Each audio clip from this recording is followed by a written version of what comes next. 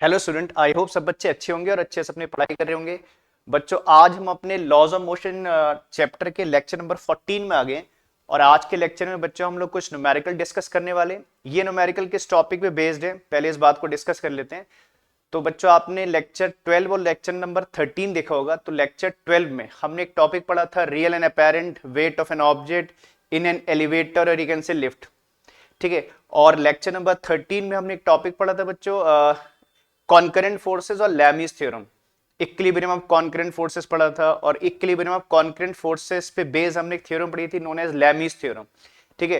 तो हमने lecture number 12 और लेक्चर नंबर 13 में जो दो टॉपिक पढ़े बच्चों, उन टॉपिक के न्यूमेरिकल आज हम डिस्कस करने वाले। पहले जो हमने न्यूमेरिकल लिए वो बेस्ड है बच्चे आपका real and apparent weight of an object in an elevator और लिफ्ट। ठीक है।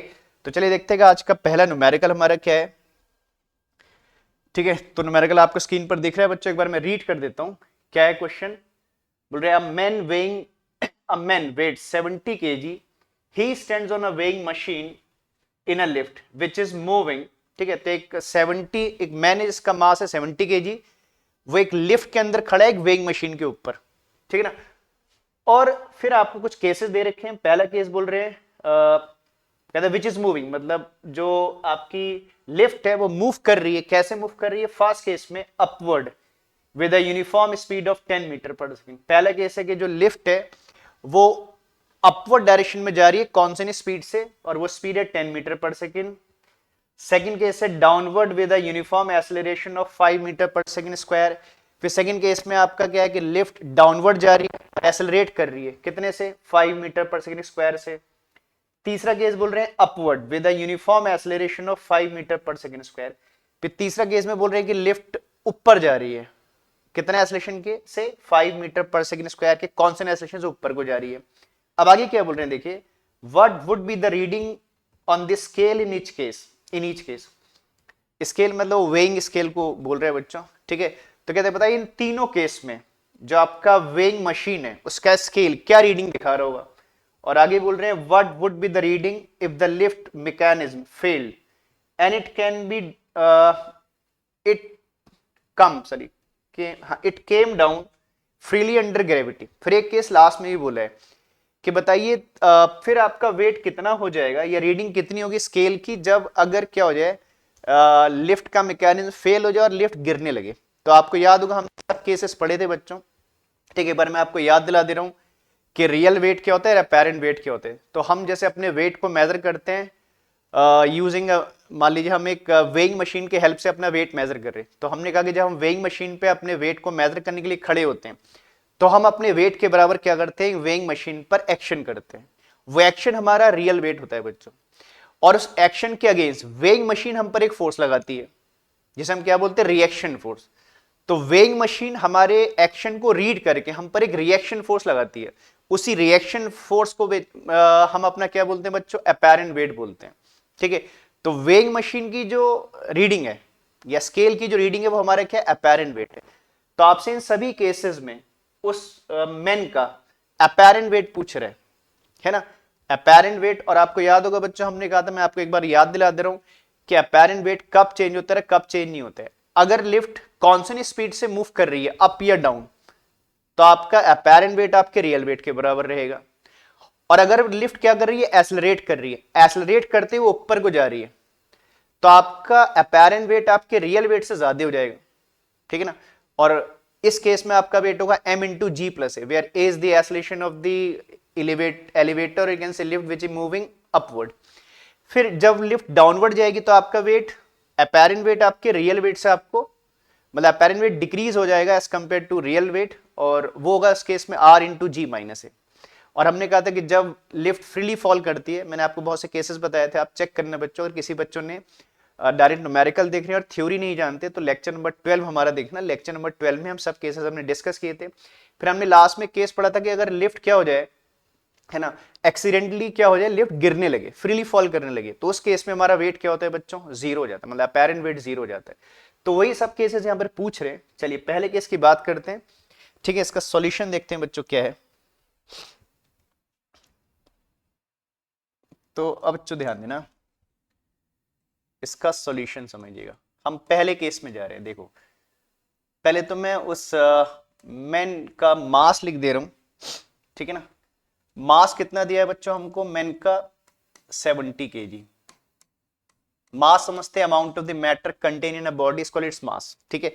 तो मेन का मास मैं एक बार चेक करा देता हूं आपको, देखिए मेन का मास दिया है 70 kg, ठीक है बच्चों। और जी 9.8 लीजिएगा बच्चों, ठीक है। पहला केस में जा रहे हैं, क्या हो रहा है, upward with a uniform speed of 10 metre per second.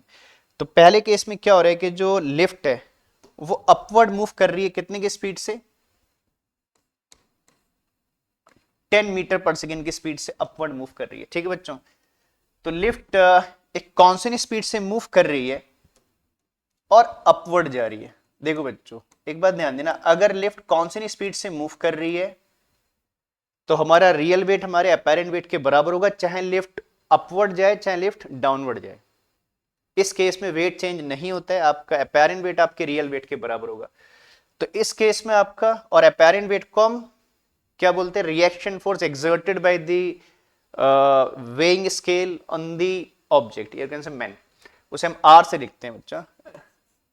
तो हमारा अपेरेंट वेट हमारे रियल वेट के बराबर होगा, आर का मतलब अपेरेंट वेट है, अपेरेंट वेट को हमेशा आर से लिखना है बच्चों, रिएक्शन जो वेइंग मशीन आप पर लगा रही है। तो मास कितना है बच्चों, 70 है ना। और जी को चलिए 9.8 ले लेते हैं, ठीक है ना। 0 से डेसिमल काट दीजिएगा, 7 8 56 का 6 5 63 एंड 5 कितना हो जाएगा आपका, 68 हो जाएगा, ठीक है। तो इस केस में जो मेन का वेट आएगा बच्चों, दिस मच न्यूटन, ठीक है ना।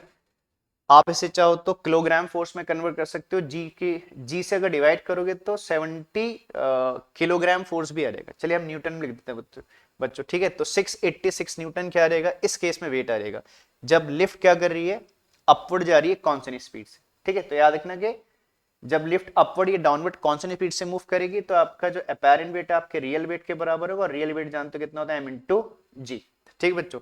चलिए सेकंड केस है, सेकंड केस में क्या बोल रहे हैं, देखिए lift is moving downward with a uniform acceleration of 5 metre per second. Second case में क्या हो रहा है, लिफ्ट डाउनवर्ड मूव कर रही है।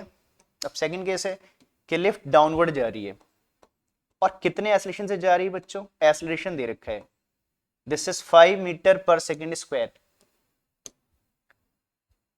तो S 5 metre per second square और लिफ्ट डाउनवर्ड जा रही है, ठीक है। तो इस केस में जो रिएक्शन फोर्स होती है बच्चों, ये हमारा अपेरेंट वेट होता है, m इंटू जी माइनस ए, ध्यान दीजिएगा, है ना। अगर ऊपर जाएगी तो जी प्लस है और लिफ्ट नीचे जाएगी तो कितना होगा, जी माइनस है, ठीक है। चलिए इस केस में कैलकुलेट कर लीजिए, मास आपको गिवन है 70, जी को हमने 9.8 लिया है बच्चों, माइनस ए कितना दिया है, 5 दिया है, ठीक है। तो इस केस में आ जाएगा 70 इंटू 4.8,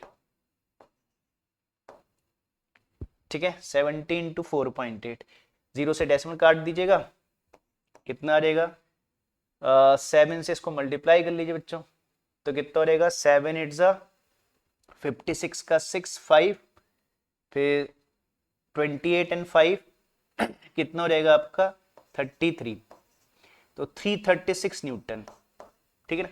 तो इस केस में जो आप उसका वेट हो जाएगा मेन का, वो कितना फील करेगा बच्चों अपना वेट, 336 न्यूटन, ठीक है।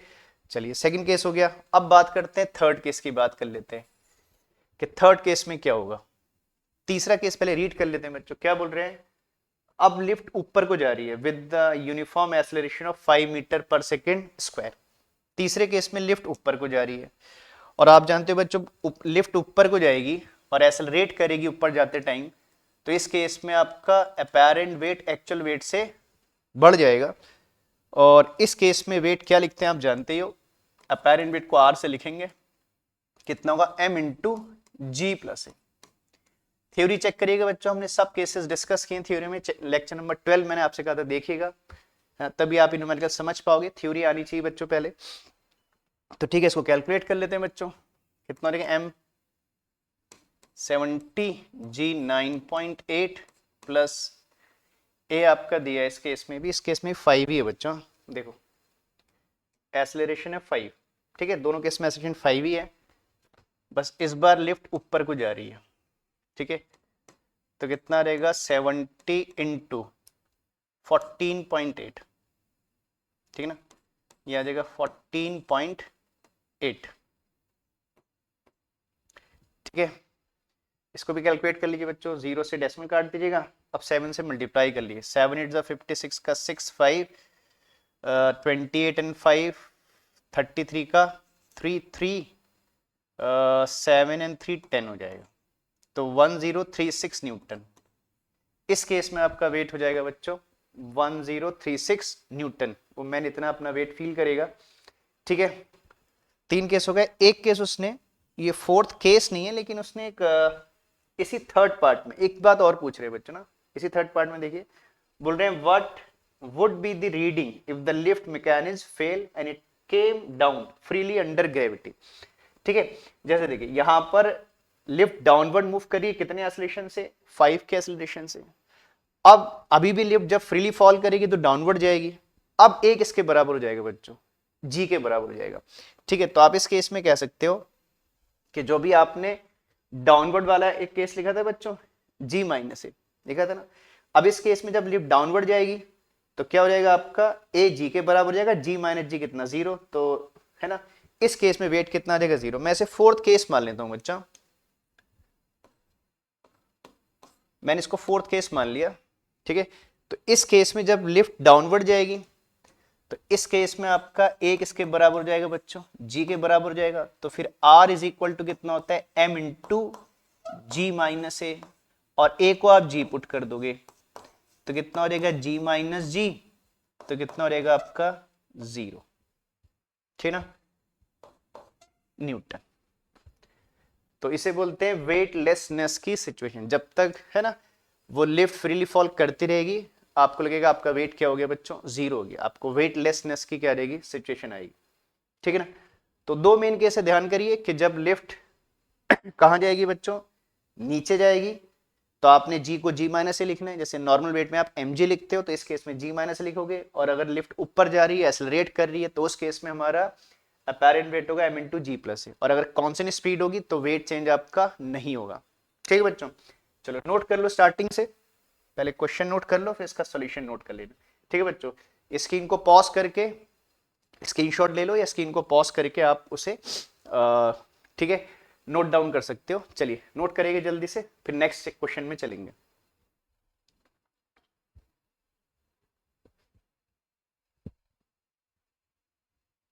ठीक है, नोट कर लिया होगा बच्चों, अब इसका सॉल्यूशन नोट कर लो।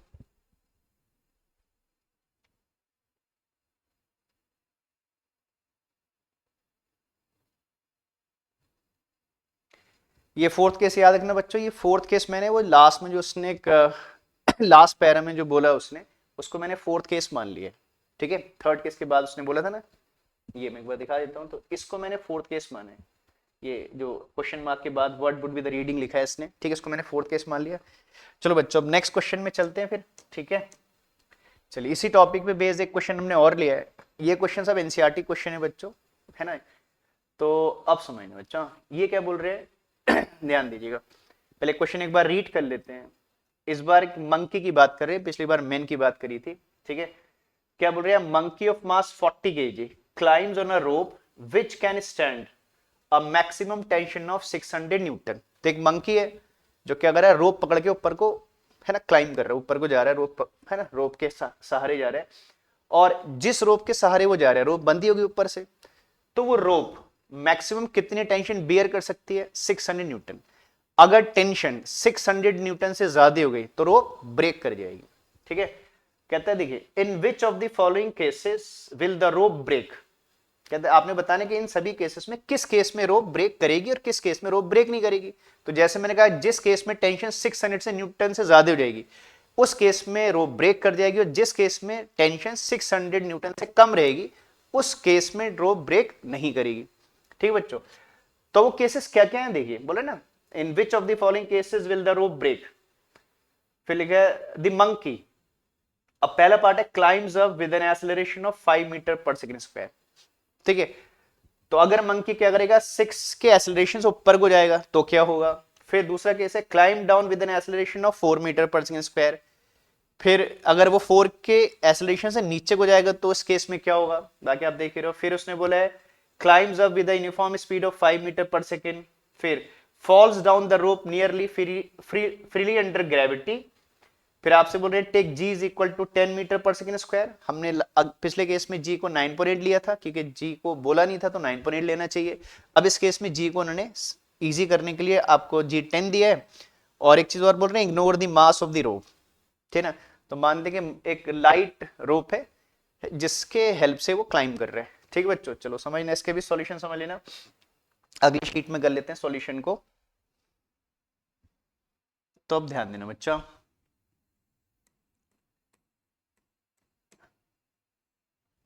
सबसे पहले तो मंकी का मास लिख दे रहे हैं बच्चों। देखो मैं एक बार चेक करा देता हूं आपको, मंकी का मास है 40 kg ना। तो मंकी का मास गिवन है बच्चों हमको कितना है, 40 kg है, ठीक है। और ध्यान करना कि maximum tension which the rope can stand वो है आपका 600 न्यूटन। वो रोप इतनी मैक्सिमम टेंशन बियर कर पाएगी, टेंशन इससे एक्सीड कर जाएगी तो रोप ब्रेक कर जाएगी, ठीक है। अब पहले केस में देखिए क्या बोल रहे हैं, climbs up with an acceleration of 6 metre per second square. तो पहले केस में जो मंकी है वो क्या कर रहे हैं, ऊपर को जा रहे हैं बच्चों, और कितने एक्सेलरेशन से जा रहे हैं, 6 से जा रहा है, ठीक ना। हाँ 6 मीटर पर सेकेंड स्क्वायर, तो 6 के एक्सेलरेशन से ऊपर को जा रहे हैं। चलिए मैं एक डायग्राम बना दे रहा हूं आपके कन्वीनियंस के लिए बच्चों, ठीक है ना। ऐसे मान लीजिए, ऐसे मान लीजिए जैसे ये रोप है, ठीक है ना। एक सेकेंड बच्चों, जैसे मान लीजिए रोप है, ठीक है। और इस रोप में कहीं पर ऐसे मान लेते हैं मंकी यहां पर है, ये मंकी है ना। और रोप कहीं ना कहीं से ऐसे बंदी होगी बच्चों, है नहीं, रोप बंदी होगी, ठीक है। अब देखिए ये रोप क्या करेगी, मंकी के वेट को क्या करेगी, बैलेंस करेगी, ठीक है। अब पहले केस में जो मंकी है वो 6 के एक्सेलरेशन से ऊपर को जा रहे हैं बच्चा, जो एक्सेलरेशन है वो ऐसा है, अपवर्ड है, ठीक है।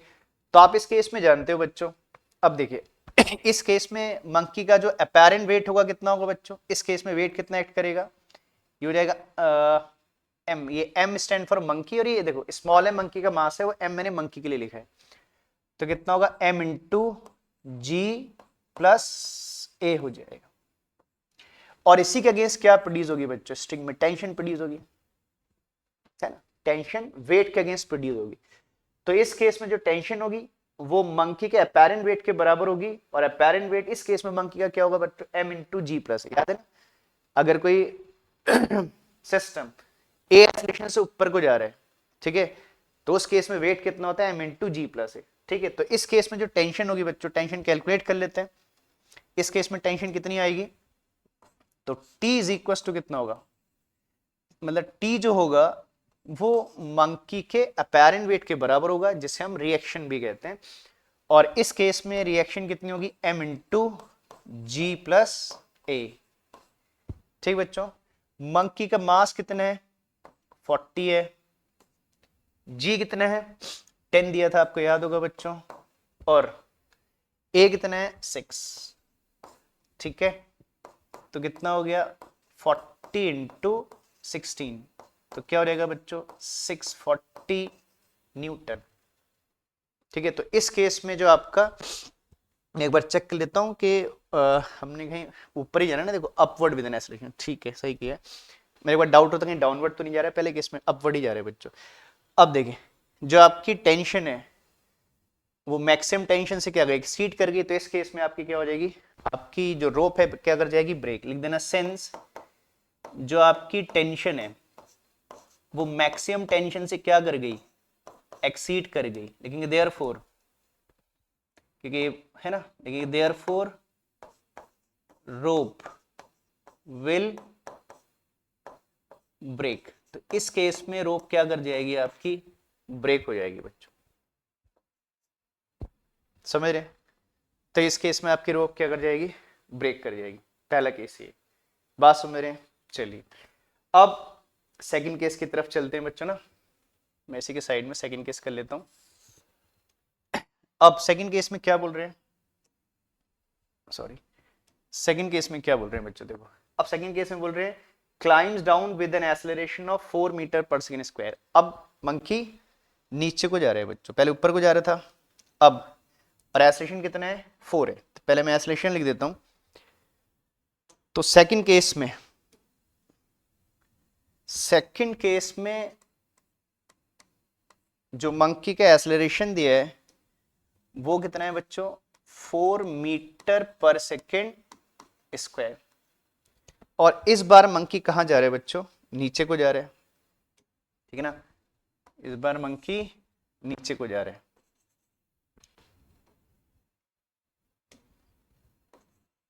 ये मान लीजिए मंकी है, इस बार मंकी नीचे को जा रहा है, ठीक है ना।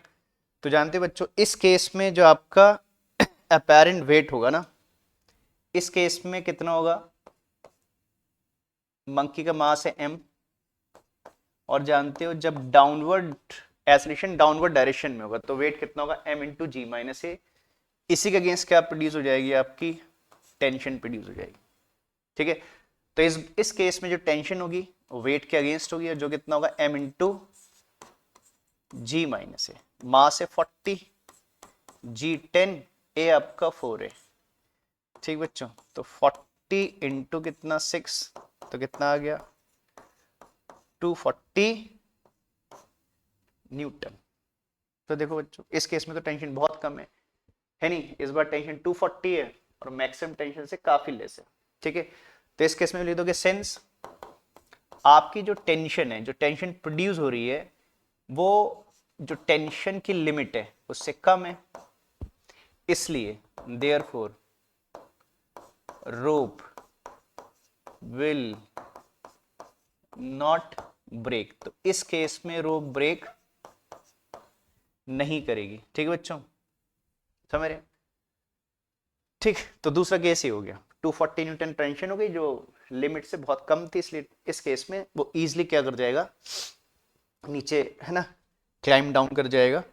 अब नेक्स्ट केस क्या है बच्चों, बोल रहा है climbs up with a uniform speed of 5 metre per second. और जानते हो, है ना, अगर स्पीड यूनिफॉर्म होगी तो आपके वेट में कोई भी चेंज नहीं आएगा, आपका अपेरेंट वेट रियल वेट के क्या होगा बराबर, दैट इज mg। तो तीसरे केस में वो ऊपर को जा रहे हैं, अब ये मैटर नहीं करता कि ऊपर को जा रहे हैं नीचे को जा रहे हैं, ठीक है, चलिए ऊपर को जा रहा है तो ऊपर ही को बोलते हैं। अब थर्ड केस है बच्चों, अब जो मंकी है वो ऊपर को जा रहे हैं, कौन सी स्पीड से जा रहे हैं, और वो है 4 मीटर पर सेकेंड। अब वो स्पीड कितनी है ये भी मैटर नहीं करता है, मैं एक बार चेक कर लेता हूँ कंफर्म, 4 ही है। क्लाइम्स, एक minute, climbs up with uniform speed of, अच्छा 5 मीटर पर सेकेंड, चलिए अच्छा वो हमने चेक कर लिया, मैं 4 बोल रहा था पहले। अब स्पीड को इसने दिया है बच्चों 5, तो 5 की स्पीड से ऊपर को जा रहे हैं, ठीक है। तो ठीक है बच्चों, हमने कहा कि इस केस में आपका वेट चेंज नहीं हुआ, मंकी का वेट चेंज नहीं होगा, तो इस केस में मंकी के वेट में कोई भी चेंज, मतलब उसका अपेरेंट वेट उसके रियल वेट के क्या होगा बराबर। तो इस बार मंकी ऊपर को जा रहे हैं कांस्टेंट स्पीड v से, ठीक है। तो इस केस में जो आप मंकी का वेट होगा कितना होगा बच्चों, सिंपल mg, और इसके अगेंस्ट क्या प्रोड्यूस हो जाएगी, टेंशन, है ना। जब स्पीड कांस्टेंट होगी तो वेट में चेंज नहीं होगा, और वो चाहे ऊपर जाए चाहे नीचे जाए, दोनों केस में वेट mg के बराबर होगा। तो ठीक है बच्चों, तो इस केस में t कितना हो जाएगा, mg के बराबर हो जाएगा, मास है 40, g है 10, तो कितना आ गया 400 न्यूटन। अगेन टेंशन, आपकी टेंशन मैक्सिमम से क्या है, कम है, क्योंकि मैक्सिमम टेंशन है 600, ये आ गई 400, तो इस केस में भी रोप ब्रेक नहीं करेगी। तो therefore rope will not break, तो इस केस में भी रोप ब्रेक नहीं करेगी बच्चों, ठीक है, समझ रहे बात को। चलिए लास्ट में नोट करा देंगे बच्चों। अब है आपका लास्ट केस, इसको रीड कर लेते हैं। देखो लास्ट केस में क्या बोल रहे हैं, बोल रहे हैं fall down the rope nearly freely under gravity. ऐसे मान लो रोप पे चढ़ रहा था, ऐसे क्लाइंब कर रहा था या डाउन कर रहा था, जैसे भी मान लीजिए, और सडनली क्या हो गया, है ना, स्लिप हो गया वो। तो अब क्या, रोप उसके हाथ में, लेकिन वो ग्रिप नहीं कर पा रहे और ऐसे स्लिप कर गया नीचे, फ्रीली फॉल जैसा कर गया, है ना। मान के चलिए कि रोप उसने पकड़, मतलब इसने रोप को होल्ड नहीं कर पा रहे और ऐसे फ्रीली फॉल कर रहे हैं, या रोप छूट गई उसके हाथ से। अब क्योंकि टेंशन रोप में दिखानी है, तो हम मान के चल रहे रोप को वो अच्छे से ग्रिप नहीं कर पा रहे और स्लिप कर रहे हैं, ठीक है।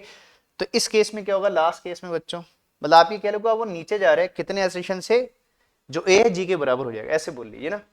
अब फोर्थ केस है बच्चों, फोर्थ केस में अब मंकी, है ना, फॉल कर गया, या जैसे मैंने कहा ग्रिप नहीं कर पा रहा है वो, और एक सेकेंड मैं डायग्राम बनाता हूं बच्चों। अब वो नीचे को मूव कर रहे हैं, और क्योंकि फ्रीली मूव कर रहा है ना, तो एक इसके बराबर हो जाएगा, जी के बराबर हो जाएगा, ठीक बच्चों। तो अब देखते हैं, और इस केस में आप जानते हो कि वेट कितना होता है, एम इंटू, सॉरी मंकी का मास स्मॉल एम है, एम इंटू जी माइनस ए, और ए जी के बराबर हो जाएगा। चलो अभी बाद में पुट कर देंगे ए को जी, टेंशन। तो देखिए, तो टेंशन कितना हो जाएगा, M into G minus A, but A become G, क्योंकि फ्रीली फॉल कर रहे हैं, तो T is equal to M into G minus G. तो टेंशन कितनी हो जाएगी बच्चों, जीरो हो जाएगी। और जब टेंशन जीरो हो जाएगी तो फिर ब्रेक होने का कोई चांसेस नहीं है ना। लेकिन therefore rope will not break.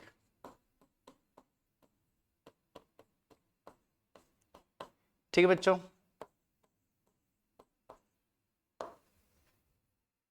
तो एनसीईआरटी क्वेश्चन है, अच्छा क्वेश्चन है ना। ऐसे क्वेश्चन आपको जेई नीट के आप ऑब्जेक्टिव देखो उसमें मिल जाएगा, और 11th क्लास के एग्जाम में भी काफी पूछा जाता है बच्चों, इंपॉर्टेंट क्वेश्चन माना जाते हैं एनसीईआरटी में, ठीक है। चलो इसे नोट कर लो स्टार्टिंग से, पहले क्वेश्चन नोट कर लो, फिर मैं सॉल्यूशन नोट करा दूंगा, ठीक है। नोट करना बच्चों।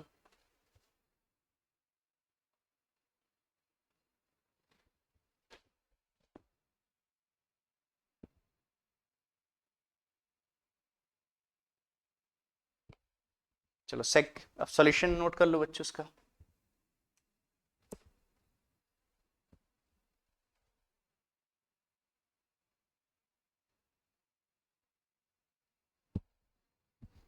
ठीक है, चलो नेक्स्ट शीट नोट कर लो।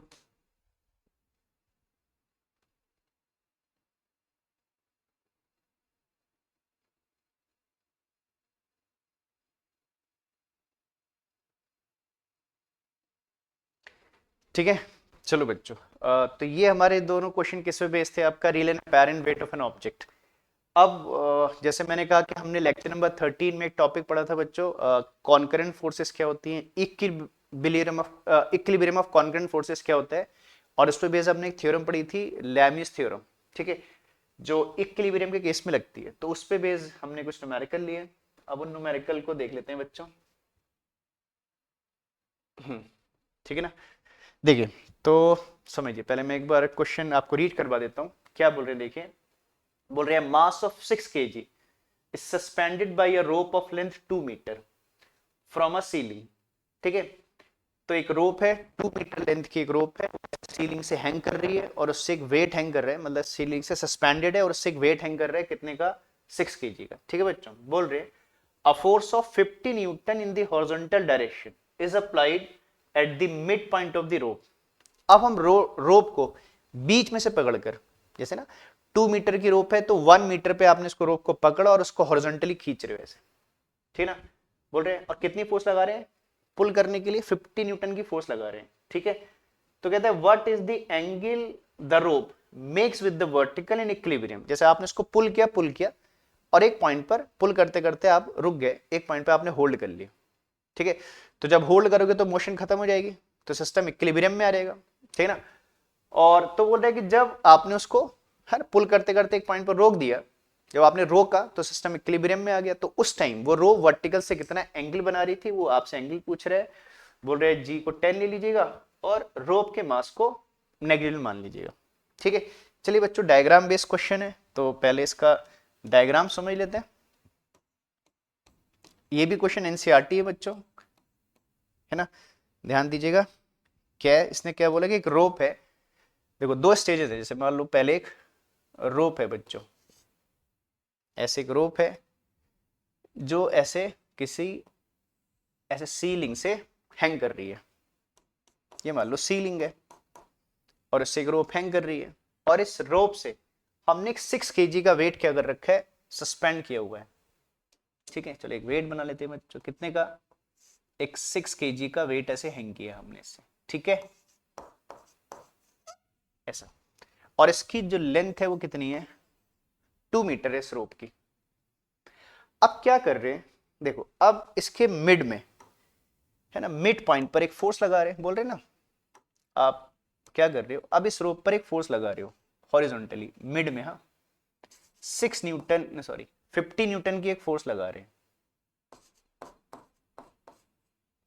ठीक है ना, मिड से पकड़कर खींच रहे हैं बच्चों ऐसे, ठीक है, और एक पॉइंट तक हमने खींचा और उसको होल्ड कर दिया, खींचना बंद कर दिया। तो देखो अब सेकेंड स्टेज का डायग्राम बना रहा हूं कि खींचने के बाद अब आपको क्या दिखेगा बच्चों ना, क्या लगा, देखो अब ऐसा हो जाएगा।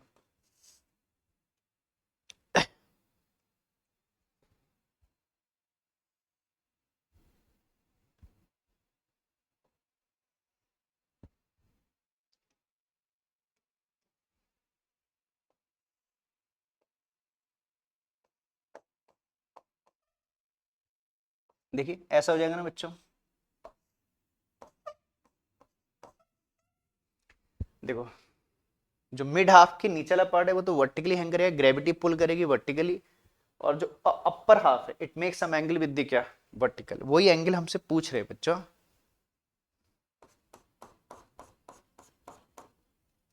ठीक है, बात समझ रहे हैं। मान लीजिए इस स्टेज पे मैं एक वर्टिकल लाइन ड्रॉ कर दे रहा हूं, मान लेते हैं कितने एंगल बना रही है स्ट्रिंग, थीटा एंगल बना रही है, तो हमसे बच्चों ये थीटा पूछ रहे हैं, ठीक है ना, और सिस्टम किसमें, इक्विलिब्रियम में, और याद रखिए लैमिस थ्योरम तभी लगती है जब सिस्टम इक्विलिब्रियम में होगा। और फोर्सेस देखो और कितनी फोर्सेस एक्ट कर रही है यहाँ पर, ये भी समझना बच्चों, है ना, कौन कौन सी फोर्सेस लग रही है, देखिए एक तो 50 न्यूटन फोर्स आप लगा ही रहे हो, एक इसका वेट एक्ट कर रहा होगा बच्चों ना, क्या होता है mg, तो देखो मास कितना है 6 है, और g कितना दिया है बच्चों 10, तो मास इंटू m इंटू जी करोगे तो m हो गया 6, g हो गया 10, तो 60 न्यूटन एक फोर्स लग रही है जिसे वेट कह सकते हो। तो इस बॉडी का एक वेट एक्ट कर रहा है कितने का, 60 न्यूटन। और एक चीज और होगी बच्चों, क्या इस स्ट्रिंग में क्या प्रोड्यूस होगी, टेंशन प्रोड्यूस होगी, होगी ना, वेट के अगेंस्ट स्ट्रिंग में क्या प्रोड्यूस होगी, टेंशन प्रोड्यूस होगी, ठीक है। इस पॉइंट को कुछ मान लेता हूं मैं, जैसे मान लीजिए ये जो पॉइंट है इस पॉइंट को ओ मान लेता हूं, ये पॉइंट क्या है, ओ है। तो देखिए इस ओ पॉइंट पे 3 फोर्सेस लग रही हैं, 50 न्यूटन की फोर्स, स्ट्रिंग में टेंशन, और एक 60 न्यूटन की क्या लग रही है, फोर्स लग रही है, ठीक है। अगर एक पॉइंट पर ए दो या दो से ज्यादा फोर्स लगे तो ऐसे फोर्स के पेयर को कॉन्करेंट फोर्सेस कहते हैं, ठीक है। तो देखो 3 फोर्स लग रही है कॉमन पॉइंट पे, तो ये कॉन्करेंट फोर्सेस हैं, और सिस्टम इक्विलिब्रियम में कि कोई भी मोशन प्रोड्यूस नहीं हो रही है, तो इसके अंदर फोर्स एक दूसरे को कैंसिल आउट कर रही है ना। तो हम लैमिस थ्योरम लगा सकते हैं, क्योंकि लैमिस थ्योरम तभी मतलब अगर कंकरेंट फोर्सेस इक्विलिब्रियम में तो हम लैमिस थ्योरम अप्लाई कर सकते हैं, तो मैं इस ओ पॉइंट पर लैमिस थ्योरम अप्लाई कर दूंगा। लैमिस थ्योरम हमने कहां पढ़ी थी बच्चों, लेक्चर नंबर 13, तो आप लोग लेक्चर नंबर 13 देखना, अगर किसी बच्चे ने लेक्चर नंबर 13 नहीं देखा। देखो न्यूमेरिकल से पहले उस, है ना, उसकी थ्योरी अच्छे से पढ़नी है बच्चों, ठीक है।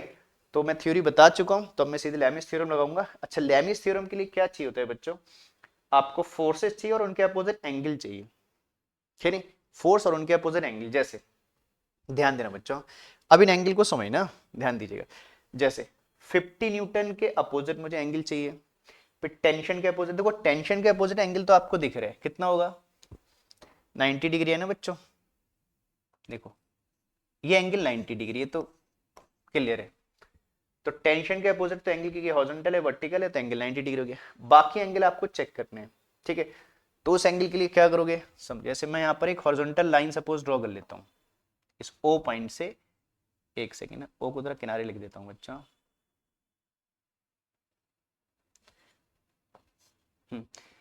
इस पॉइंट को ओ को इधर लिख देता हूं। अगर मैं यहां पर एक ऐसे वर्टिकल लाइन ड्रॉ कर लूं, अगर यहां पर हम क्या करें, एक वर्टिकल लाइन ड्रॉ कर ले बच्चों ना,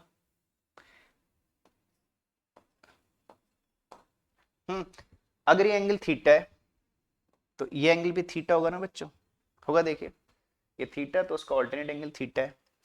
और वो एंगल कितना है बच्चों, थीटा के इधर राइट साइड में 90। तो देखिए, तो 6 न्यूटन के अपोजिट जो पूरा एंगल हो गया ना, ये हुआ ना बच्चों, देखो 60 न्यूटन के अपोजिट जो एंगल है कितना हो गया, 90 प्लस थीटा। एक सेकेंड, कितना हो गया, 90 प्लस थीटा। क्लियर है? ठीक है, अब समझिए, तो आपको टेंशन के अपोजिट एंगल मिल गया 90, 60 न्यूटन के अपोजिट एंगल में 90 प्लस थीटा। अब आपको 50 न्यूटन के अपोजिट एंगल चाहिए। देखो तो देखिए बच्चे, पूरा एंगल वर्टिकल लाइन में पूरा एंगल कितना होगा, 180। ये एंगल थीटा है तो ये एंगल कितना होगा, 180 माइनस थीटा। समझ रहे ना, 180 में से वो थीटा माइनस कर दीजिए, तो ये एंगल कितना रहेगा, 180 minus theta.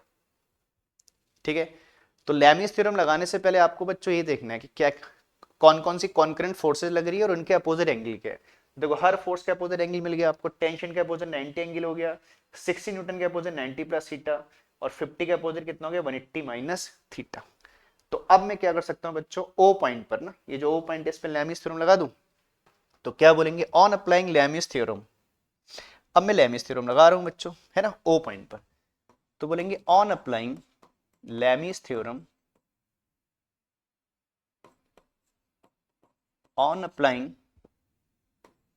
Lami's theorem, on applying Lami's theorem at point O, we get, अगर हम इस पे लैमिस थ्योरम लगा दे ओ पॉइंट पर, तो बच्चों हमको क्या मिलेगा, देखो ठीक ना।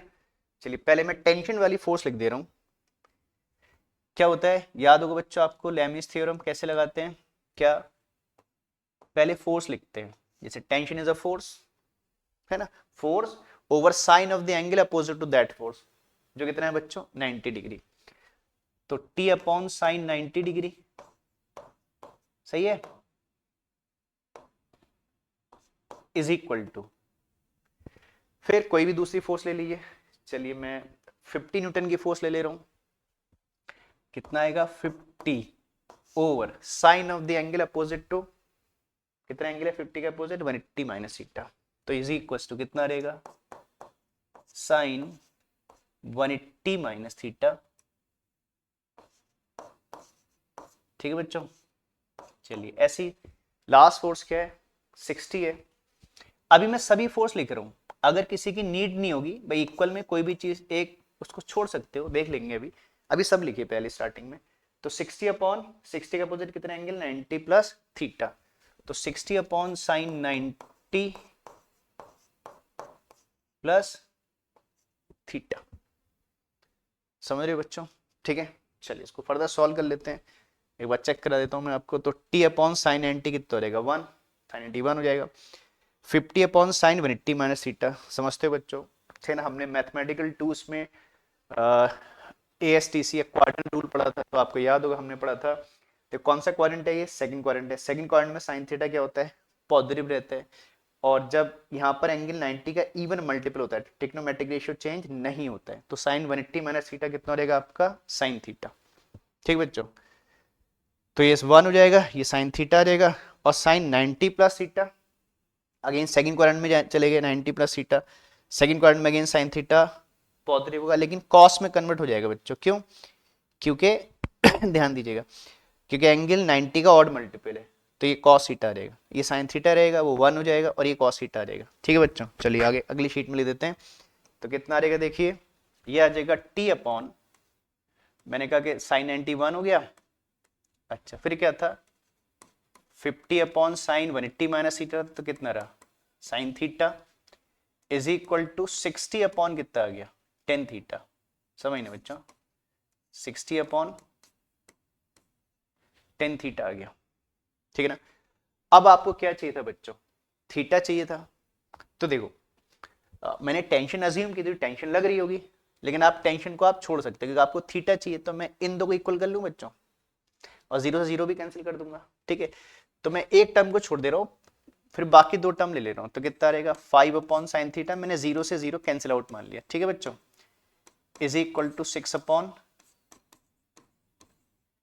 सॉरी ये मैंने गलत लिख दिया बच्चों, cos थीटा हो गया ये, सॉरी tan थीटा लिख दिया मैंने, सॉरी हम cos थीटा था, सॉरी सॉरी सॉरी सॉरी, मैंने बोला cos लिख दिया tan, ये cos थीटा है, ठीक है बच्चों। बस ठीक है, अब एक काम करिए, क्रॉस कर लीजिएगा, तो देखो यार 5/6 is equal to sine theta over कितना cos theta, sine theta upon cos theta which is tan theta, तो ये आ गया tan theta is equal to 5/6, तो theta is equal to tan inverse कितना 5/6। ठीक है बच्चों। बाकी देखो ट्रिग्नोमेट्री टेबल देखना आप जानते होगे बच्चों, तो ट्रिग्नोमेट्री टेबल के हेल्प से इस एंगल को कैलकुलेट कर सकते हो, और टेबल प्रोवाइड ना हो तो फिर आप ऐसे आंसर छोड़ सकते हो, है ना। हाँ अगर मान लो कि 1 आ जाता तो 45 डिग्री हो जाता, √3 आता तो 60 हो जाता, 1/√3 आता तो 30 डिग्री हो जाता। अब लेकिन ये वैल्यू है ना, ये टेबल पढ़ते हैं ना जीरो से 90 तक की, तो उनमें ये वैल्यू आती नहीं है, तो इसके लिए क्या किसकी रिक्वायरमेंट होती है बच्चों, ट्रिग्नोमेट्रिक टेबल। तो ट्रिग्नोमेट्रिक टेबल देखना आप जानते होगे, और अगर टेबल नहीं मिले तो मैंने कहा आप आंसर को ऐसा छोड़ सकते हो, ठीक है। चलो इसको भी नोट कर लो बच्चों, ठीक है, समझ गए होगे क्वेश्चन। बस इसके लिए बस एक बार थ्योरी देखो बच्चों, अगर किसी बच्चे ने लैमिस थ्योरम कॉन्करेंट फोर्सेस का लेक्चर नहीं देखा है तो लेक्चर नंबर पहले 13, इससे जस्ट पहले लेक्चर जो हमने यही पढ़ा था टॉपिक। हाँ चलो नोट करो, फिर और क्वेश्चन करेंगे, इसको स्टार्टिंग से नोट कर लो बच्चों, ठीक है, नोट करिएगा।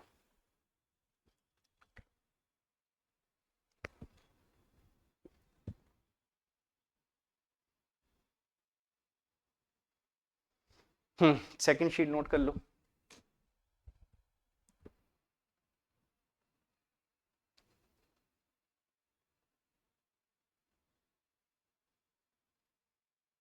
ठीक है चलिए बच्चों, अब नोट कर लिया होगा आप लोगों ने। चलिए इसी का एक क्वेश्चन और ले लेते हैं, और अच्छे से आपको क्लियर हो जाएगा, ठीक है। तो देखो बच्चों, ये भी आपका देखो पिछले क्वेश्चन जैसे लगभग आपको दिख रहा होगा, एक बार रीड कर लेते हैं। देखो क्या बोल रहे हैं, a body of weight 200 newton, दिख रहा है ना, एक ब्लॉक है 200 न्यूटन, उसका वेट, इस बार सीधे वेट ही दिया है बच्चों मास की जगह पर, is suspended with the help of a string, help of strings, दो स्ट्रिंग दिख रही है, दो स्ट्रिंग के हेल्प से एक वेट को हैंग किया गया है, ठीक है, एज शोन इन फिगर, ठीक है, डायग्राम गिवन है, कहता find the tensions T1 and T2, तो सब कुछ डायग्राम में आपको दिख रहा है बच्चों कि दो स्ट्रिंग के हेल्प से एक वेट को हैंग किया गया है ना, ऊपर एक हॉरिजॉन्टल सीलिंग मान लो, कुछ मान लो, उससे स्ट्रिंग को हैंग किया गया, उससे वेट हैंग कर दिया। एंगल आपको गिवन है, देखो ये 30 डिग्री 45 डिग्री, आपसे T1 एंड क्या पूछ रहे हैं T2 बता दीजिए, ठीक है बच्चों। तो इसमें भी लैमिस थ्योरम लग जाएगी, देख रहे हो आप लोग ना, तो आप समझना, इसका सॉल्यूशन समझना बच्चों। तो लैमिस थ्योरम के लिए क्या करना होता है समझते हो बच्चों, क्या करेंगे, पहले फोर्सेस देखेंगे और उनके अपोजिट एंगल देखेंगे बच्चों, है ना, क्या फोर्स है और उसके अपोजिट कितना एंगल है, ठीक है। तो यहाँ पर देखो एंगल समझना, क्या क्या एंगल होंगे देखिए बच्चों, ये 30 डिग्री है, ये कितना है 45 डिग्री है, तो 30 एंड 45 को क्या कर दीजिए, ऐड कर दीजिए, कितना रहेगा बच्चों, देखो 75, और 180 में से माइनस कर दीजिए 75 को, तो ये एंगल कितना रहेगा 105, चेक कर लिए देखिए, है ना।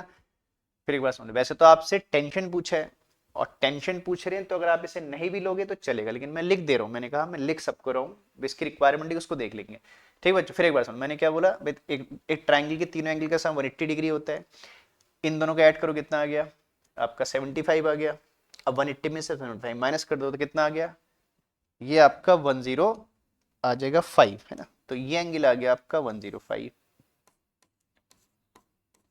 ठीक है। अब ये एंगल किसके अपोजिट है, 200 न्यूटन वाली फोर्स के अपोजिट है। अच्छा इस पॉइंट को कुछ मार्क कर लेते हैं, इस पॉइंट को कुछ मान लेते हैं, इसे ओ पॉइंट मान लेते हैं, क्योंकि हम जिस पॉइंट पे लैमिस थ्योरम लगा रहे हैं वो पॉइंट बताते हैं बच्चों, ठीक है। अब आया कि T1 के अपोजिट कितना एंगल होगा और T2 का अपोजिट कितना एंगल होगा, तो उसके लिए काम कर सकते हो बच्चों, जैसे अगर मैं क्या करूं यहाँ पर एक लाइन ड्रॉ कर देता हूँ हॉरिजॉन्टल लाइन ड्रॉ कर देता हूँ। अगर मैं यहाँ पर क्या करूँ बच्चों, एक ऐसे हॉरिजॉन्टल लाइन ड्रॉ कर दूँ, तो देखो अगर ये एंगल 30 डिग्री है तो ये एंगल भी कितना हो जाएगा बच्चों, 30 डिग्री हो जाएगा। ऑल्टरनेट एंगल है, देखो ये 30 डिग्री हो जाएगा। अगर ये 30 डिग्री है ध्यान देना बच्चों, तो इस लाइन से नीचे और स्ट्रिंग के बीच में कितना एंगल है, 90, तो 90 प्लस 30 कितना हो जाएगा, 120 डिग्री एंगल। क्योंकि हमें तो T2 के अपोजिट पूरा एंगल चाहिए, तो T2 के अपोजिट कंप्लीट एंगल कितना हो जाएगा बच्चों, है ना, 90 प्लस 30 कितना हो जाएगा, ये एंगल आपका 120 डिग्री हो जाएगा। और ये एंगल किसके अपोजिट मिल गया हमको, T2 के अपोजिट मिल गया, ठीक है। तो T2 का अपोजिट एंगल हो गया आपका कितना, 120 डिग्री। सिमिलरली इसी तरीके से आप T1 के अपोजिट एंगल निकाल सकते हैं। अब उसके डिफरेंट चॉइसेस है बच्चों, जैसे मैंने यहाँ पे एक लाइन ड्रॉ की, यहाँ पे एक लाइन ड्रॉ कर लो, 45 आ जाएगा, 45 90 35 हो जाएगा, ये ऐसे कर लो। किसी भी पॉइंट के अराउंड टोटल एंगल कितना होता है बच्चों, 360 डिग्री होता है ना। ये 105 है, ये 120 हो गया, इन दोनों को ऐड करो, 360 में से क्या कर दो, माइनस कर दो, ऐसा कर लो जैसा करना चाहते हो। चलो ऐसे कर लेते हैं। तो 120 प्लस 105 कितना हो गया बच्चों, ये हो गया 225। अब 225 को कितने में से माइनस कर लो, आपका 360 में से माइनस कर लो, ठीक है ना। देखो सही है ना, देखो 105 ही हो गया, या वैसे कर लो 45 135 आ जाएगा, मतलब जैसे भी कह लो। ये एंगल कितना रहेगा बच्चों, 135 आ गया, है ना। 225 को 360 में से माइनस कर लो, 135 आ गया। या वैसे एक लाइन ड्रॉ कर लो, 45 प्लस 90 135 आ जाएगा। तो देखिए तीनों एंगल मिल गए आपको बच्चों, 200 के अपोजिट 105, T1 के अपोजिट 135, T2 के अपोजिट आपका 120 एंगल आ गया। बस ठीक है। अब मैं O पॉइंट पे लैमिस थ्योरम लगा सकता हूं, तो क्या बोलेंगे, on applying Lami's theorem at point O। तो लिख देते हैं on applying Lami's theorem, on applying Lami's theorem, क्योंकि सिस्टम इक्विलिब्रियम में ना कोई मूवमेंट नहीं हो रहा है बच्चों, ये सब एक दूसरे को कैंसिल आउट कर रही है forces. On applying Lami's theorem at point O we get, तो क्या आ जाएगा बच्चों। अब लैमिस थ्योरम लगा दे रहे हैं फिर आपका, देखिए जैसे पहले चलो T1 से स्टार्ट कर लेते हैं।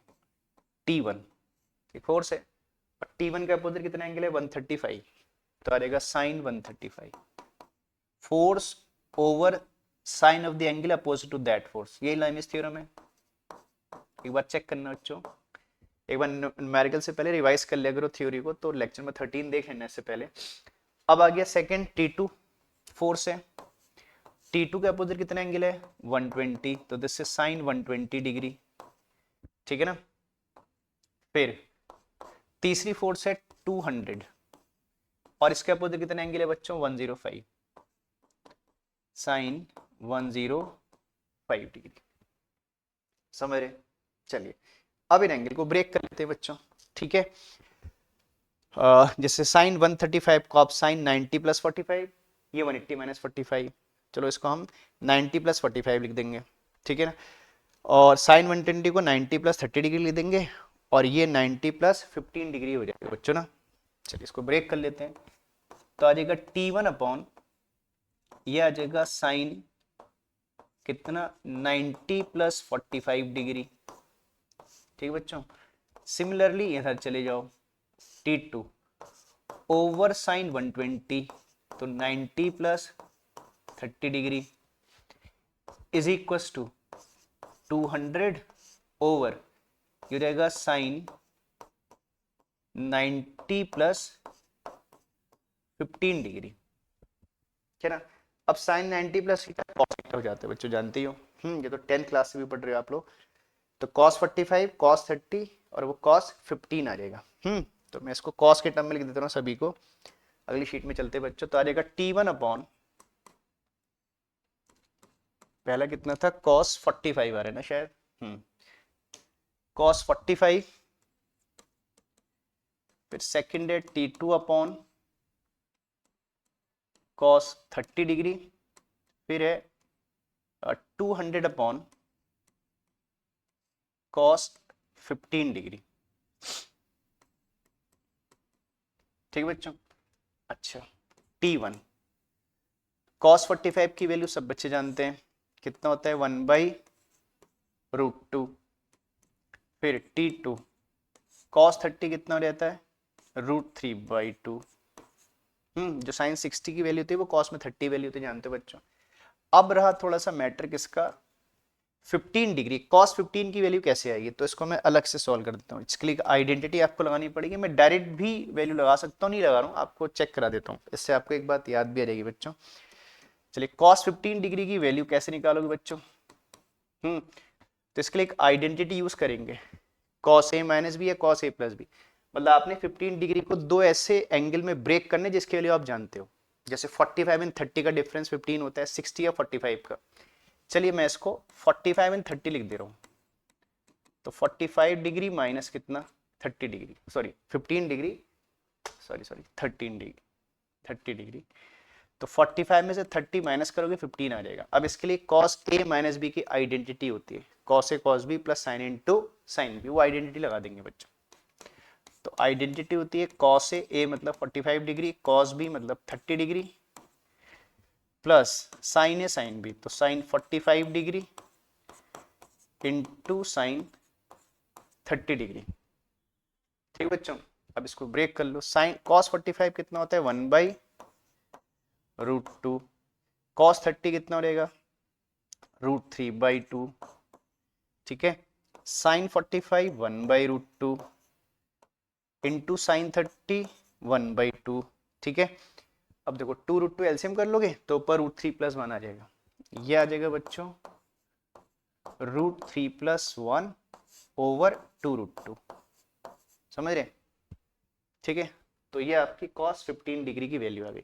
बाकी आप 60 माइनस 45 से भी कर सकते हो, यही आएगा बच्चों, कैसे भी करो आंसर यही आएगा। तो देखो अब ये कितना आ गया, फिर हमारा यहाँ पुट कर देते हैं बच्चों इस वैल्यू को, ये आ जाएगा 200 ओवर, ये कितना आ जाएगा √3+1 ओवर 2√2, चलो वैसे लिख देता हूँ डिवाइड फॉर्म में, √3+1 अपॉन 2√2, ठीक है ना। चलिए काम करते हैं, पहले T1 को सॉल्व करने के लिए T1 को इसके इक्वल कर लेते हैं, ये √2 की वैल्यू ऊपर ले जाते हैं। मैं पहले किस किस को इक्वल कर रहा हूँ बच्चों, इसको और इसको इक्वेट कर दे रहा हूँ, इससे T1 आ जाएगा। तो देखिए √2 ऊपर चले जाएगा, तो आ जाएगा √2 times T1 is equal to, इसमें भी 2√2 ऊपर ले जाइएगा, तो 200 इंटू 2√2 ओवर √3+1, ठीक है बच्चों। अब √2 से √2 क्या कर लेंगे, कैंसिल आउट, और ऊपर 400 आ जाएगा, तो T1 इज इक्वल टू कितना रहेगा 400 ओवर √3+1, ठीक है ना। अब √3+1, √3 को 1.732 ले सकते हो, चलो सॉल्व कर देते हैं, पूरे सॉल्व कर देता हूं मैं, इतना किया तो इतना भी कर लेते हैं बच्चों, 1.732 प्लस 1, तो आ जाएगा 400 अपॉन 2.732, ठीक है ना। चलो मैं इसको कैलकुलेटर से, एक मिनट है ना, मोबाइल के कैलकुलेटर से इसको सॉल्व कर लेते हैं, एक सेकेंड रुकना बच्चों, कैलकुलेटर ले लेते हैं पहले। अब इसको डिवाइड करके देख लेते हैं ना कितना रहेगा बच्चों, ये है 400 डिवाइडेड बाई 2.732, 146.4 आ रहा है बच्चों, तो T1 आ गया 146.4, 41 आ रहा है, तो मैं एक प्लेस लिख दे रहा हूं, दिस मच न्यूटन आ जाएगा, ठीक है बच्चों। तो ये आपका क्या आ गया T1 आ गया। सिमिलरली ऐसे क्या निकाल लेंगे, T2 निकाल लेंगे। अब क्या करिएगा, T2 वाली टर्म और इस टर्म को क्या कर लेंगे, इक्वल कर लेंगे, आपका T2 आ जाएगा। नाउ अब क्या निकाल लेते हैं, T2 के लिए जा रहे हैं बच्चा, लिखते 9। अब हम क्या करेंगे, सेकंड एंड थर्ड को इक्वल कर लेंगे। देखो एक काम करते हैं, और वो क्रॉस कर दीजिएगा, मैं एक बार चेक करा देता हूँ। देखो ये 2 पर चलाएगा तो 2/√3 आ जाएगा ना, तो 2T2/√3, ये आ जाएगा 2T2 ओवर कितना √3, बाकी वहां पर भी चेक कर लीजिए एक बार, देखो 2√2 पर और √3+1 नीचे, ये आ जाएगा 200 इंटू 2√2 ओवर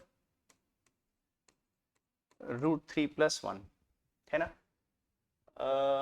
ठीक है, अगेन 2 से, है ना, 2 से 2 काट दीजिएगा, √3 उधर ले जाना, तो जाएगा T2 is equal to 400 into, देखो बच्चों ये √6 हो जाएगा, देखो 2 से 2 गया, √3 इंटू √2 √6 हो जाएगा, और ये हो जाएगा √3 + 1।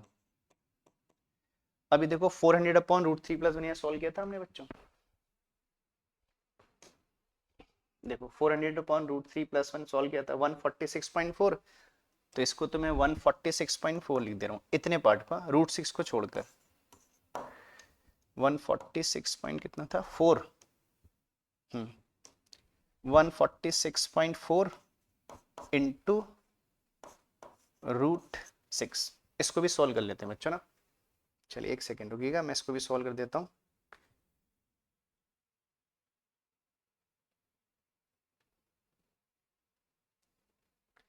ये रहा 358.6, पूरा सॉल्व करके 358.6 न्यूटन आ जाएगा।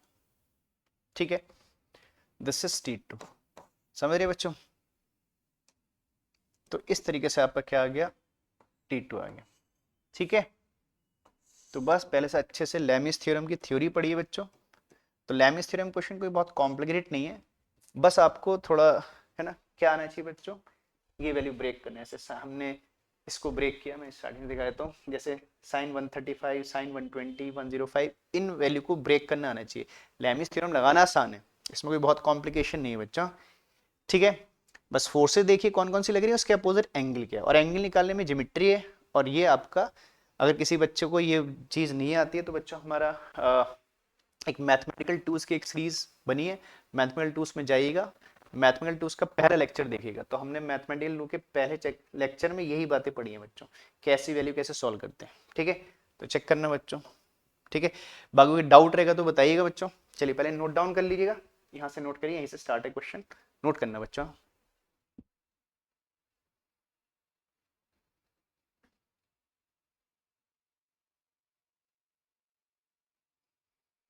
नोट कर लिया, नेक्स्ट शीट नोट कर लो बच्चों।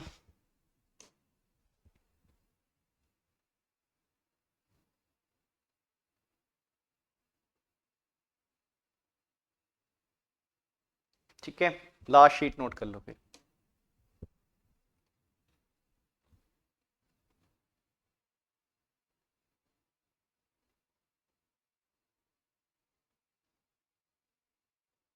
ठीक है, नोट कर लियोगे बच्चों, और कोई भी डाउट रहा करे बच्चों तो हम हर लेक्चर के एंड में आपसे कहते हैं कि आपको जो भी डाउट रहा करे तो डाउट बताया करो बच्चों। ठीक है, न्यूमेरिकल में कोई डाउट है, कोई थ्योरेटिकल पॉइंट में डाउट है तो हमें मैसेज किया करो बच्चों। ठीक है ना, हम आपकी रिप्लाई करेंगे। और जैसे मैंने कहा था, अगर मान लो कि बहुत से बच्चों ने डाउट भेज दिया और बहुत से क्वेश्चन कलेक्ट हो गए तो फिर एक डाउट का भी अलग से एक लेक्चर बना लेंगे। ठीक है, लेकिन डाउट भेजा करो बच्चों, डाउट छोटे मोटे अगर रहते हैं आपको। बाकी डाउट नहीं रहते तो बहुत अच्छी बात है, हमारे लिए अच्छी बात है कि आपको डाउट नहीं आ रहे हैं और पहली बार में क्वेश्चन आप समझ जा रहे हो। ठीक है, और पहले थ्योरी देखिए बच्चों, ये लेक्चर पहले 12 एंड 13 देखेगा इन लेक्चर से पहले, अगर आपने थ्योरी नहीं देखी है।